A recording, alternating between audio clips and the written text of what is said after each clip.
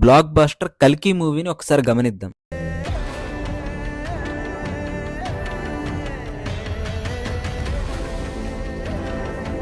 ఇందులో డైరెక్టర్ గారు దేవుణ్ణి ఎంత బలహీనంగా చూపించారంటే, సుమతి గర్భంలో దేవుడు ఉన్నాడు, దేవుడు పుడతాడు, పుట్టబోయే దేవుడు ప్రమాదంలో ఉన్నాడు, అశ్వత్థామ, కర్ణుడు, శంబాల నగరంలో వందల మంది ఆ దేవుడిని కాపాడడానికి ప్రయత్నిస్తున్నారు.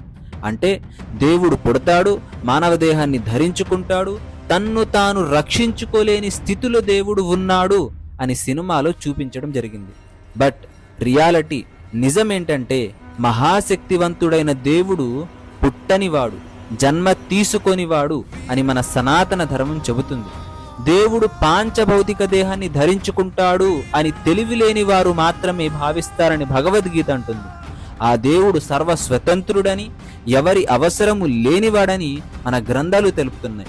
నతస్య కశ్చిత్ పతిరస్తి లోకేన చేసితనైవ చతస్య లింగం సకరణాం కరణాది పోదిపో నచాస్య కశ్చిత్ జనతి నచాధిపః.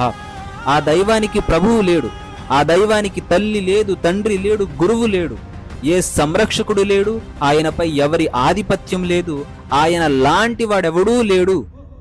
చాలా క్లియర్గా మన గ్రంథాలు చెబుతున్నాయి. ఇది సినిమా ఇన్ఫర్మేషన్ కాదు, ఇది దేవుడి యొక్క రియాలిటీ, ఇదే నిజం.